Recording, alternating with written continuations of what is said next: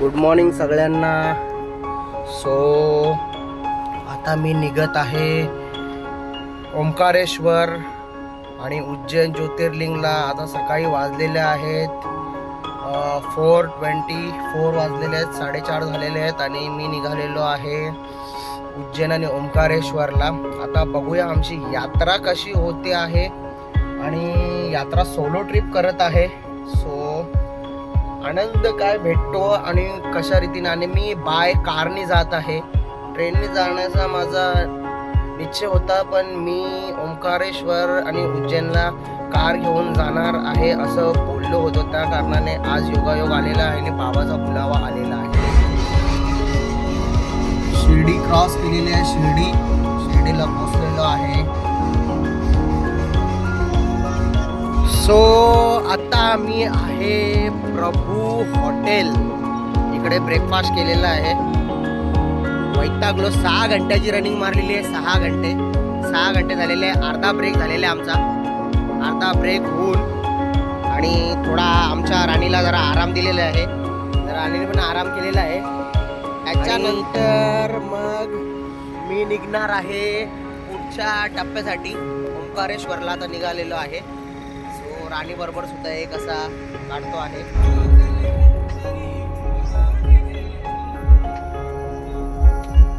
वातावरण किती भारी आहे बघा. आणि मी चाललेलो आहे ओंकारेश्वर आणि उज्जैन.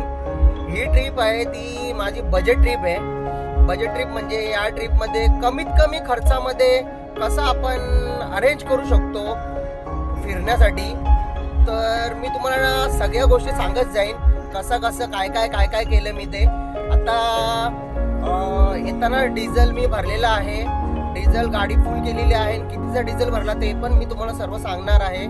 आणि जस्ट 6 आवर्स गाडी चालवून आम्ही आणि ब्रेकफास्ट केलेला आहे. ब्रेकफास्टमध्ये कांदा पोहा, इडली, मेंदूवडा, मिसळपाव खाल्लेला आहे.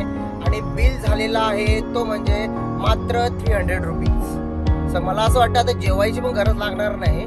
तर बघूया आता. अजून मला 6 घंट्याची रनिंग करायची आणि पुढचे 6 घंटे काय करायचं. आम्हाला ही अशी जत्रा भेटलेली आहे. सो आम्ही जत्रेमध्ये उतरलेलो आहे आणि जत्रेमध्ये हे सगळे लागलेले आहे.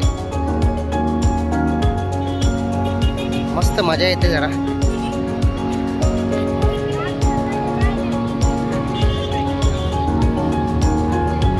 असं थोडं पाय मोकळं करायचं असतात, कारण की कंटिन्यू 8 घंटे झालेत आम्हाला गाडी चालवून. कंटिन्यू 8 घंटे गाडी चालवते आणि त्याच्यामध्ये ही जत्रा आम्हाला भेटल्यानंतर आम्हाला जरा अतिशय आनंद वाटतोय.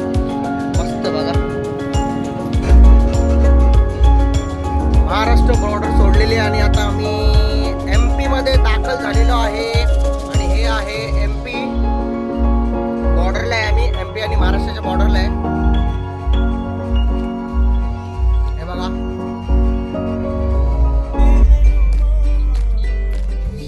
ओंकारेश्वर मंदिराचा गेट. हे आपण आता पोहोचणार आहे. 14 किलोमीटर लांब आहे ओंकारेश्वर मंदिर.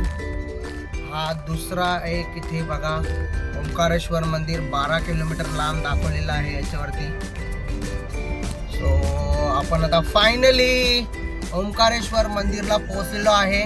आम्ही पोहोचलो. 12 घंट्याची रनिंग दाखवलेली, पण आम्ही जवळजवळ 10 घंट्यातच पोहोचलो होतो. पण इकडे जे रस्ते आहेत ते खूप छोटे रस्ते आहेत आणि वन वे असल्या कारणाने नाही कंप्लीट करता आलं. पण आम्ही 10 घंट्यातच पोहोचलेलो होतो. ही आहे ती नर्मदा नदी. या नर्मदा नदीच्या तीरावरतीच ओंकारेश्वरचं मंदिर आहे. आणि किती मोठं पाट आहे ते तुम्ही बघा. जवळजवळ 2 किलोमीटरचा पाट असा मला वाटतोय. हे बघा छान, किती सुंदर आहे बघा.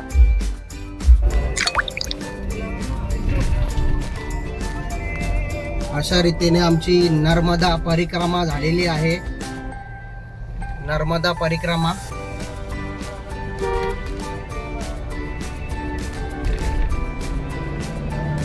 ही आहे ती नर्मदा नदी.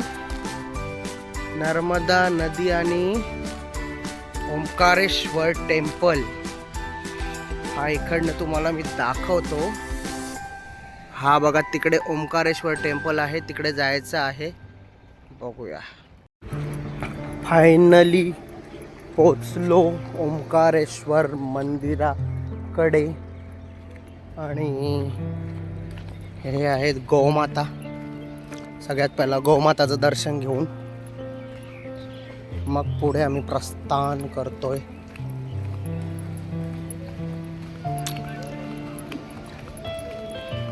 ब्रिज क्रॉस करून बोलतात जायचं आहे मंदिराकडे. सुंदर आणि अप्रतिम असे घाट, आणि ही नर्मदा नदी आहे. किती सुंदर असे घाट आहेत बघा. खूप छान असं वाटतंय, एकदम जबरदस्त असं.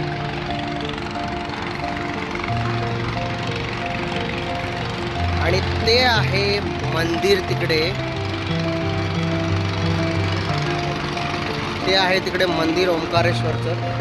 आणि ह्या बाजूचा सुद्धा नजारा बघा तुम्ही, किती छान आहे. ब्रिजवरनं आता आम्ही क्रॉस करून जात आहे ओंकारेश्वरच्या दर्शनासाठी. ब्रिज क्रॉस करून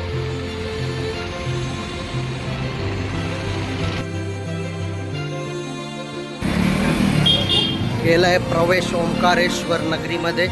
हे पूजा भांडाराची दुकानं, पूजा भांडाराची दुकानं आहेत सगळीकडे. आणि हे ओंकारेश्वर नगरी आपली स्वागत करत आहेत.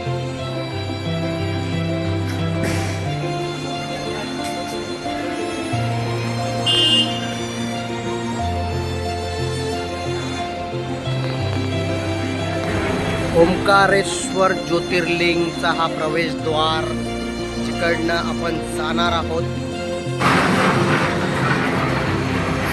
ओंकारेश्वर ज्योतिर्लिंगला मी पोहोचलेलो आहे. आणि इकडे बघा तुम्ही ओंकारेश्वर ज्योतिर्लिंगचं.